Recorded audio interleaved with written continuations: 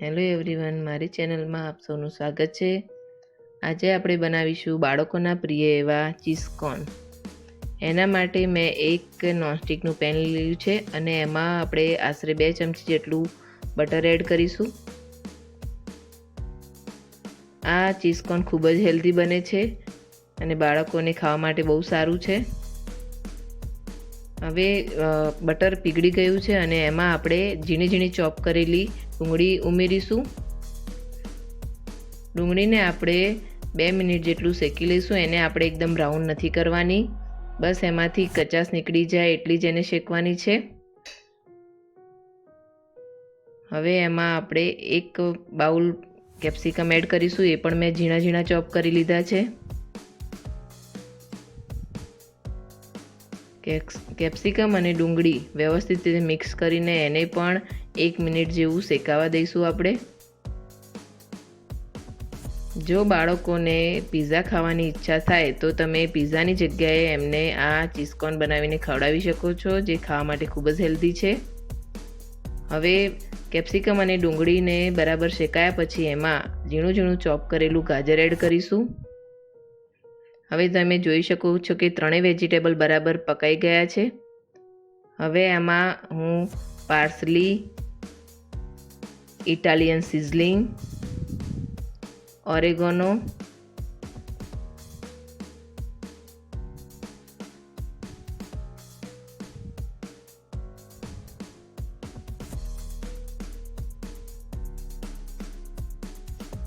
અને થોડા chilli flakes add કરીશ। મેં એડ કરેલા ચીલી ફ્લેક્સ તીખા નથી એટલે મેં એડ કર્યા છે। જો તમારી જોડે રહેલા તીખા હોય તો તમે એને એવોઇડ કરી શકો છો। હવે 1 બાઉલ ભરીને મેં મકાઈના દાણા એડ કર્યા છે। આ મકાઈના દાણા મેં પહેલાં જ બોઇલ કરી લીધા હતા। હવે એમાં સ્વાદ પ્રમાણે જરા મીઠું એડ કરીશું। મીઠું એડ કર્યા પછી બધા જ ઇન્ગ્રેડિયન્ટ્સ આપણે સારી રીતે મિક્સ કરી લઈશું। ત્યારબાદ એમાં મેં 2 ક્યુબ જેટલું અમૂલનું જે ચીઝ આવે છે એ એડ કર્યું છે।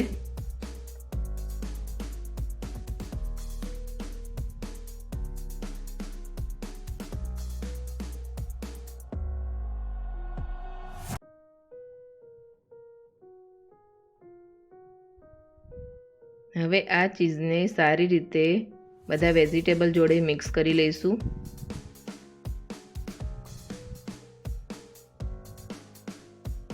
અને 2 મિનિટ એને ધીમા ગેસ પર થવા દઈશું। ચીઝ મિક્સ કરીને તમે ઢાંકી બી શકો છો, પણ મેં ખુલ્લું જ એને અંદર ચડવા દીધું હતું। ચીઝ તમે જોઈ શકો છો કે અંદર પીગળી ગયું છે। ત્યારબાદ મેં એમાં અડધી ચમચી જેટલું કાળા મરી પાવડર એડ કર્યો છે। કાળા મરી પાવડર આપણે છેલ્લે જ એડ કરીશું, જેથી એનો ટેસ્ટ જળવાઈ રહે।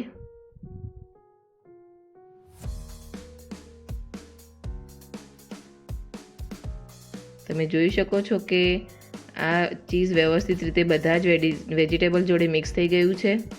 હવે છેલ્લે હું ફરીથી 1 ક્યુબ ચીઝનો કોર્ન પર છીણી લઈશ।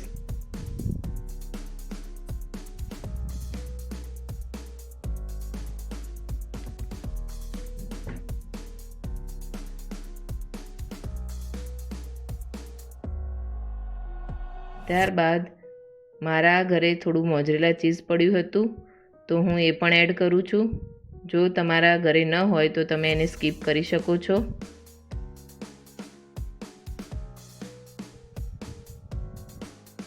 મોઝરેલા ચીઝ એડ કરવાથી થોડું વધારે ચીઝી બને છે।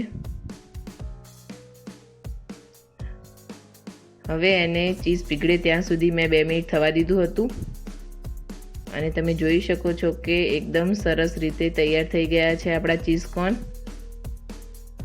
અને સર્વ કરવા માટે રેડી।